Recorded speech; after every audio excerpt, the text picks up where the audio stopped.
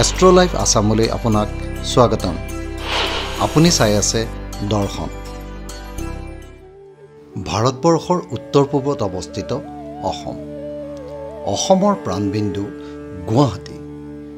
গুৱাহাটী মাজমজিয়াৰ এটি মন্দিৰ, য'ত দেৱ দেৱীক পূজা কৰা নহয়, পূজা কৰা হয় শিলামূৰ্তিকহে।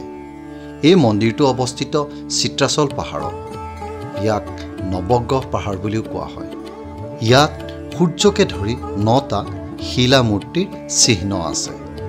সূৰ্য, চন্দ্ৰ, মংগল, ৰাহু, শনি, কেতু, বৃহস্পতি, বুধ আৰু শুক্ৰ।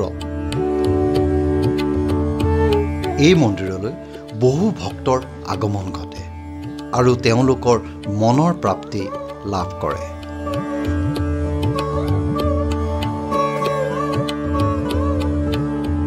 এই মন্দিৰ অতিকৈ প্ৰাচীন আৰু ঐতিহ্যমণ্ডিত সম্পদ। নৱগ্ৰহ মন্দিৰৰ লগত ভালেমান কিংবদন্তি আৰু জনশ্ৰুতি জড়িত হৈ আছে। এই মন্দিৰ আচলতে কোনে কেতিয়া প্ৰতিষ্ঠা কৰিছিল তাৰ কোনো তথ্য পাবলৈ নাই। মন্দিৰৰ প্ৰাংগণত থকা শিলালিপি অনুযায়ী 1752 চনত আহোম স্বৰ্গদেউ ৰাজেশ্বৰ সিংহৰ দিনত নৱগ্ৰহ মন্দিৰটো নকৈ নিৰ্মাণ কৰিছিল বুলি পোৱা যায়। এইখিনিতে এটা কথা কওঁ যে 1897 চনত ডাঙৰ ভূমিকম্পৰ ফলত এই মন্দিৰটো বহু ক্ষয়ক্ষতিৰ সাধন হয় আৰু তাৰ পাছত ধৰ্মপান ৰাইজৰ সহযোগত মন্দিৰটো আকৌ পুনৰ নকৈ স্থাপন কৰা হয়।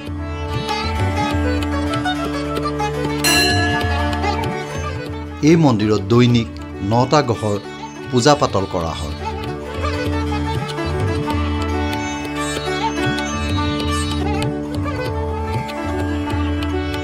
তাৰোপৰিও প্ৰতি বছৰে মাঘ আৰু ফাগুন মাহৰ সংক্ৰান্তিত 3দিনীয়া মহাযজ্ঞ অনুষ্ঠিত কৰা হয়। ইয়াত বহু সংখ্যক ভক্তপ্ৰাণ ৰাইজৰ সমাগম হয়। এই মন্দিৰত কোনো ধৰণৰ বলি বিধানৰ ব্যৱস্থা নাই, কিন্তু ভক্তপ্ৰাণ ৰাইজে ইয়াত ছাগলী, হাঁহ, পাৰ আদি উচৰ্গা কৰে। এই মন্দিৰত উমৈহতীয়া যজ্ঞৰ বাদেও ব্যক্তিগত পূজা, হোম আদিও কৰা হয়। লোকবিশ্বাস মতে মানুহৰ যদি গ্ৰহ গতি বেয়া হৈ থাকে তেনেহ'লে মানুহৰ জীৱনত বহু কুপ্ৰভাৱ পৰা দেখা যায়। সেই বিশ্বাসৰ বাবে মানুহে ইয়াত 9টা গ্ৰহৰ পূজা অৰ্চনা, হোম আদি কৰে। নৱগ্ৰহ মন্দিৰ ঐতিহ্যৰ লগতে সৌন্দৰ্য আৰু তাৎপৰ্যপূৰ্ণ। এই মন্দিৰৰ শক্তিয়ে ভক্তপ্ৰাণ ৰাইজক আজিও আকৰ্ষণ কৰি আহিছে।